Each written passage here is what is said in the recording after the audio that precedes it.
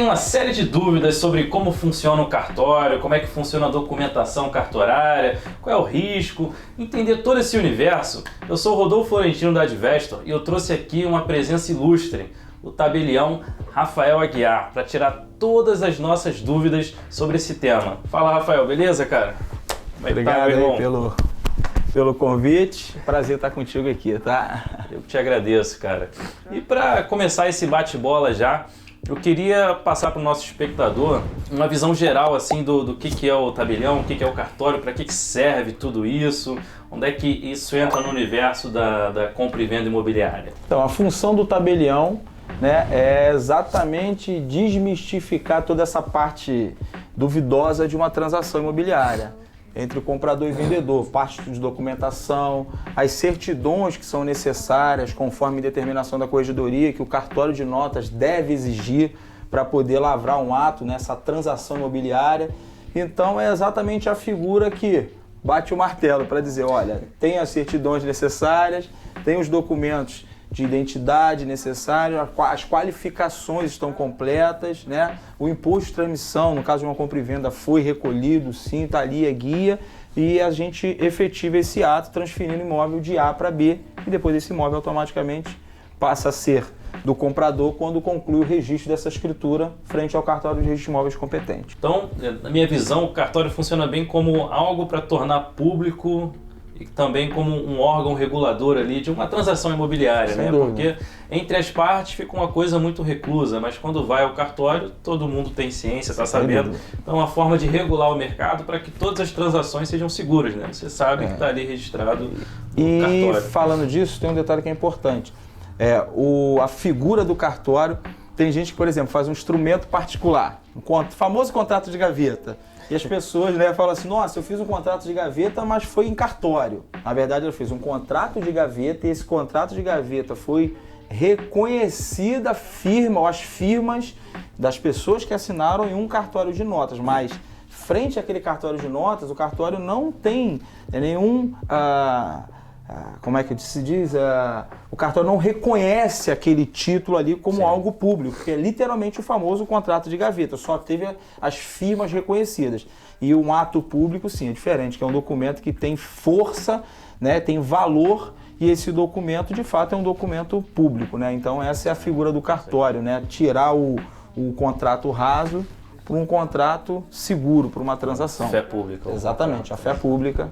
Que é o que dá garantia numa transação imobiliária, né? Porque, por exemplo, eu quero comprar um imóvel, achei um vendedor ali, o Rodrigo, que está aí por trás das câmeras, está vendendo um imóvel para mim, e aí, o que é o habitual de uma transação dessa, né? Fazer um sinal. Sim. As pessoas chamam de vários nomes ali, mas o certo é o contrato particular de promessa de compra e venda. Exatamente. Que é entre as partes. Mas isso é um contrato particular entre eu e o Rodrigo. Sim. O Rafael não sabe, o Samuel não sabe, ninguém sabe, porque é um contrato que tem uma cópia para mim e uma cópia para ele. Então essa explicação do Rafael foi bem bacana, que às vezes a gente cola um selo do cartório, mas ainda assim é uma coisa entre eu e o Rodrigo. Por isso existe a escritura, que é para tornar público aquilo que se iniciou, né, num instrumento particular. Isso. E para entender mais essa transação, existe um passo a mais também, né, que é levar ao RGI. Sem dúvida. Então, dentro desse cenário... O cartório é diferente, né? Eu queria que o Rafael explicasse um pouco esse jogo, porque às vezes a pessoa que está aí, que nunca comprou um imóvel, que às vezes tem um imóvel de herança e nunca vendeu,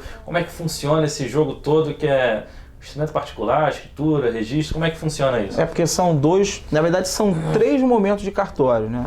Os cartórios que emitem todas as certidões de praxe para uma transação, depois o cartório de notas que lavra o ato, que torna aquilo público, que se iniciou num contrato particular de recibo de sinal, e depois essa escritura vai ser registrada no cartório de registro de imóveis, onde o imóvel encontra-se matriculado.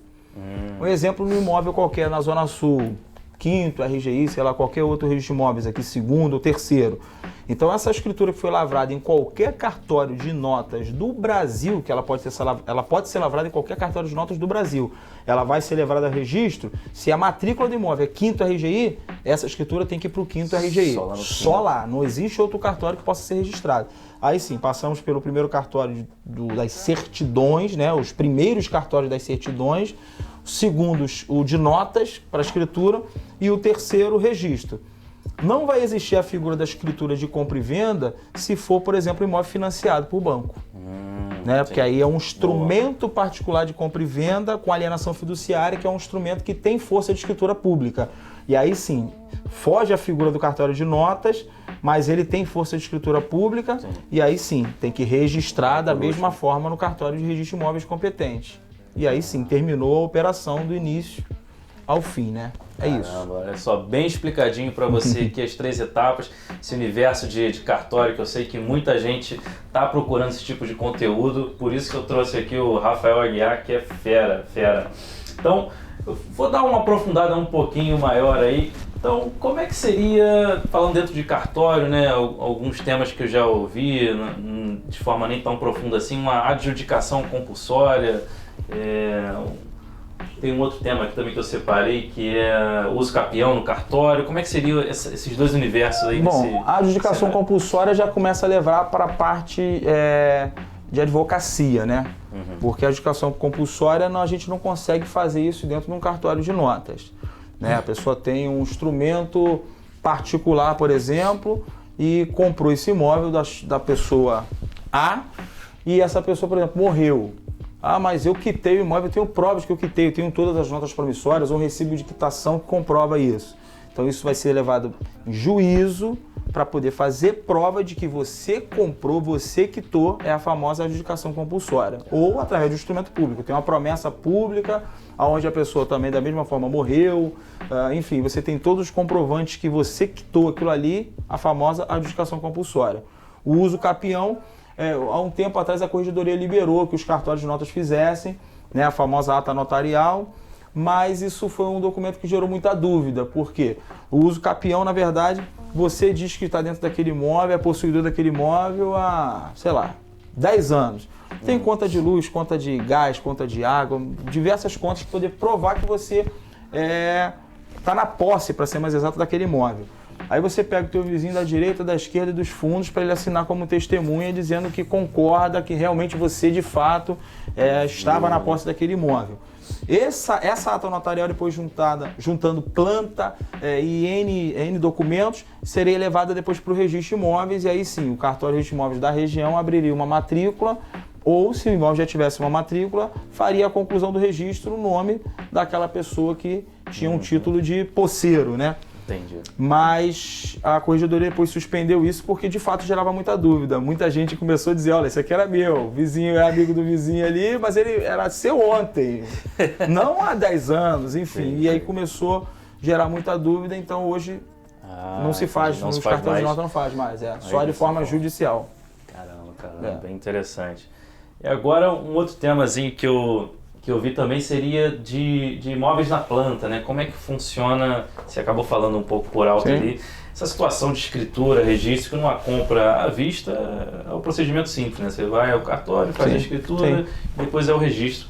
E no imóvel na planta, como é que funciona isso? Bom, na planta, normalmente, assim, muitas empresas deixam o instrumento particular até o prazo de entrega, né, da conclusão da documentação e do imóvel devidamente pronto e legalizado frente ao registro de imóveis, e no final disso vai para a escritura definitiva, pública definitiva, ou se tiver ainda um financiamento bancário a ser feito pelo comprador, do saldo devedor, vai fazer um instrumento particular no banco que tem força de escritura pública.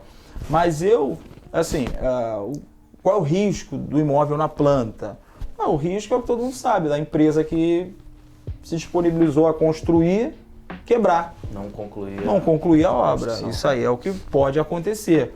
Ah, Rafael, mas você aconselha? Não, tem muitas empresas corretas, idôneas, que vão seguir aquilo ali. Mas se a gente falando de risco, a gente está falando de tempo, demora 36 meses para o empreendimento ficar pronto. Então, e aquilo é uma fatia, onde, 200 unidades, 200 pessoas vão pagar para aquele empreendimento continuar e terminar.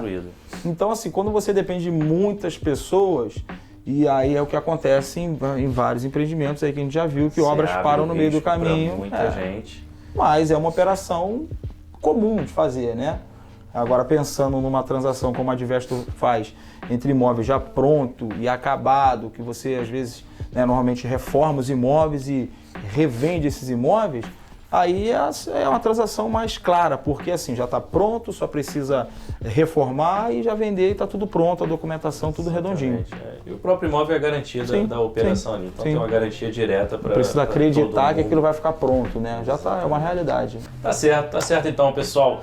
Esse foi o primeiro vídeo da nossa série, tá? Eu trouxe o Rafael aqui pra gente fazer vários vídeos, então a gente vai aprofundar bastante esse tema do cartório. Isso. Eu quero convidar você a seguir o nosso canal aqui, que vai ter muito mais conteúdo com o Rafael, que eu sei que é muito importante para você que está aí buscando esse tema de como funciona o cartório, escritura, registro. Eu quero agradecer demais a presença do Rafael aqui comigo. Obrigado, meu filho, tá? Valeu, Rafael. Obrigado aí, sempre bem-vindo aqui. Valeu, gente. Tchau, tchau. Um abraço.